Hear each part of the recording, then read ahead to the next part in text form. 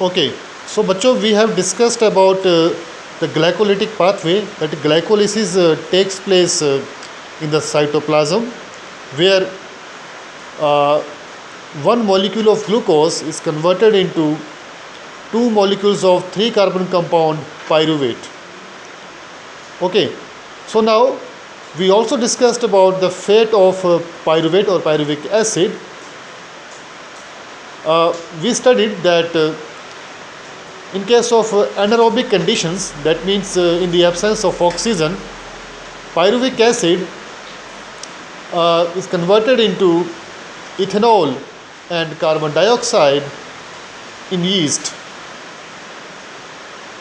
and in the animal muscles, this pyruvic acid in the absence of oxygen converted into lactic acid.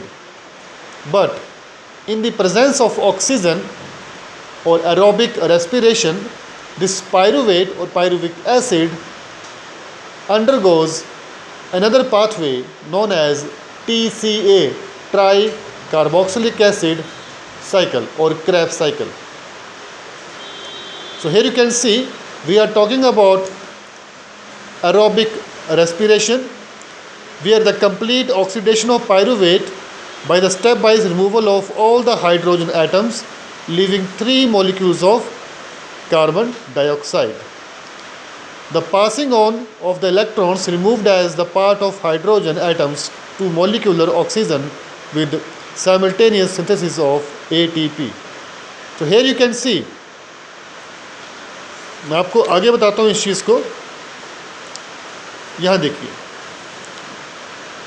this pyruvate is the end product of glycolysis. There are 2 molecules of pyruvic acid have formed. This pyruvate will undergo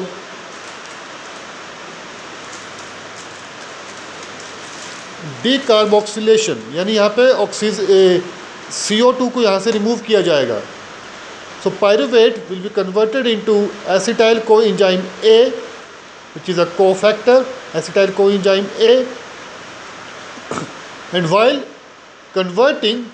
the conversion of this pyruvate into acetyl coenzyme A, this NADH will be formed. ठीक है, यहाँ पे एक active energy molecule यहाँ पे बनेगा, that is NADH plus H positive. And as all of you know that we had discussed earlier that one NADH, when it gets oxidized, one NADH will give us 3 ATP molecules. So now this pyruvate, यहाँ पे आप लोग चीज़ ये ध्यान में रखेंगे, there are 2 molecules of pyruvate. Pyruvate convert होगा acetyl coenzyme A में. ठीक, और बच्चों ये जो एसिटाइल कोएंजाइम ए है ये 2 कार्बन कंपाउंड, बिकॉज यहाँ पे डीकार्बोक्सिलेशन हो चुकी है. पायरुवेट जो था वो 3 कार्बन कंपाउंड था, डीकार्बोक्सिलेशन हुई, 1 कार्बन हम लोगों ने यहाँ पे रिलीज़ करवा दिया, 2 कार्बन बचे हमारे पास, ये acetyl coenzyme A. Now this oxaloacetic acid undergoes this, ये जो डीकार्बोक्सिलेशन के बाद ये ऑक्सैलोएसिटिक एसिड और ये एसिटाइल कोएंजाइम ए ये मिलके क्या बना देंगे, the first product in the Krebs cycle, that is citric acid, which is 6 carbon compound. But we used to call this cycle as TCA, that means tricarboxylic acid cycle. The reason is the chemical formula or this chemical equation of this citric acid, it has these 3 carboxylic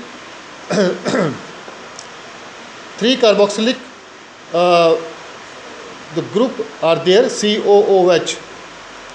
ठीक है, तो बच्चों यहाँ पे carboxylic acid जो groups हैं 3 इसके पास होते हैं सिट्रिक एसिड के पास. That's why we used to call it TCA, tricarboxylic acid cycle. ये सिट्रिक एसिड कन्वर्ट होगा बच्चों अल्फ़ा कीटोग्लूटारिक एसिड में।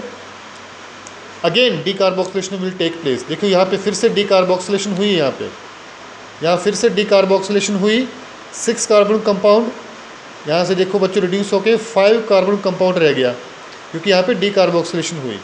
और इसी स्टेप में ये NADH यहाँ भी बना।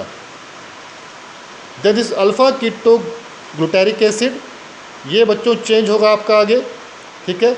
यहाँ पे डायरेक्टली बता दिया गया आपको सक्सीनिक एसिड, यहाँ पे डीकार्बोक्सिलेशन फिर से होगी, NADH बनेगा, ये GTP बनेगा यहाँ पे बच्चों आपको। GTP और ATP बच्चों एक दूसरे के वो एनालॉगस हैं। ATP is adenine triphosphate, GTP is guanine triphosphate, यानी ये प्यूरिन, ये भी प्यूरिन ही है। सक्सीनिक एसिड अब 4 कार्बन कंपाउंड रह गया, कैसे? क्योंकि देखो यहाँ भी डीकार्बोक्सिलेशन हुई है।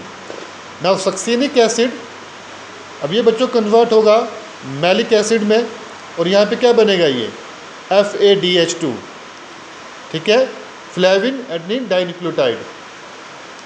तो बच्चों ये जो फ्लेविन है ये किससे हम लोग, ये राइबोफ्लेविन से हम इसको सिंथेसाइज करते हैं। Riboflavin means vitamin B2। तो बच्चों ये सेल सिग्नलिंग में, पाथवेज में, ऑक्सीडेशन ऑफ पायरुविक एसिड में इसमें काफ़ी ये हेल्प करता है।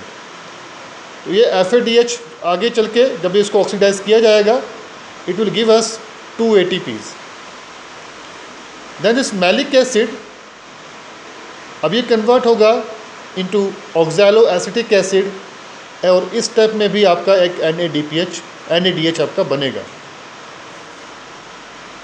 तो जब हम लोग अगर बात करें इसके बारे में कि टोटल आउटपुट क्या है हमारी स्क्रैप साइकिल की, तो आप देख सकते हैं एक बात आपने ये चीज़ ध्यान में रखनी है, वो ये कि ये जो पूरी साइकिल जो रन करेगी सिंगल टाइम एक बार में, यानी एक पायरुवेट मॉलिक्यूल के लिए एक बार रन करेगी।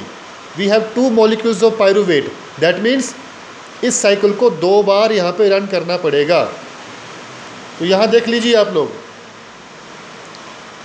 जब पायरुवेट से एसिटाइल कोएंजाइम बना तो एक NADH आपके पास ये बन गया, 2 मॉलिक्यूल्स के लिए 2 बार ये चीज़ बनेगी, 2 बार NADH बनेगी यहाँ पे, क्योंकि यहाँ पे 2 मॉलिक्यूल्स हैं, 2 बार रन करना पड़ेगा साइकिल को।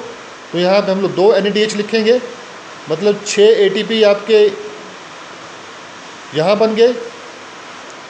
फिर आइए आप यहाँ पे अगेन 2 बार बनेगा NADH, तो 2 बार साइकिल चलेगी, तो 6 ATPs आपके यहाँ बन गए, 6 ATPs आपके यहाँ बने। ये इज़ इक्वल टू 1 ATP, 2 बार साइकिल चलेगी तो 2 ATP बनेंगे, यानी 1 GTP is equal to 1 ATP, 2 ATP यहाँ बने।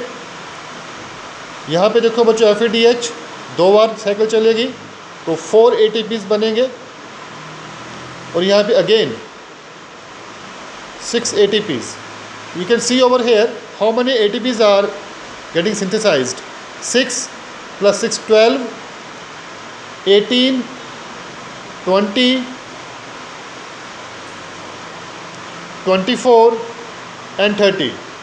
So we have synthesized 30 ATPs from Krebs cycle plus 8 ATPs from glycolysis. 8 कैसे थे यहाँ पे, वहाँ पे बच्चों 4 ATPs तो डायरेक्ट बने थे, पर 2 ATP कंज्यूम हुए थे, तो 2 ATP वहाँ वैसे थे, और एक वहाँ पे NADH बना था, ठीक है। लेकिन वहाँ पे वो 2 मॉलिक्यूल्स थे, तो वहाँ पे 2 NADH बने, तो 6 ATP उसके हुए, 6 + 2 8। तो वी हैव 38 ATPs बनेंगे after the oxidation of all of these energy molecules during electron transport chain. बच्चों ये जो क्रैब साइकिल है ये हमेशा ये कहाँ, इसकी what is the location, location is mitochondrial matrix, mitochondrial matrix. और माइटोकॉन्ड्रियल मैट्रिक्स में क्यों होती है, क्योंकि जो भी इंजाइम्स जो नेसेसरी है इस पूरे पाथवे को रन करने के लिए, वो सारे इंजाइम्स माइटोकॉन्ड्रियल मैट्रिक्स में पाए जाते हैं, दैट्स वाई। तो this is all about Krebs cycle, TCA tricarboxylic acid. और मैंने आपको फिर से बताया कि कार्बोक्सिलिक एसिड हमें इसको क्यों बोलते हैं ट्राई, क्योंकि इसका बच्चों फॉर्मूला ऐसा है COOH, यहाँ पे 3 ग्रुप्स होते हैं इसके, दैट्स वाई। तो हैव ए नाइस डे बच्चों।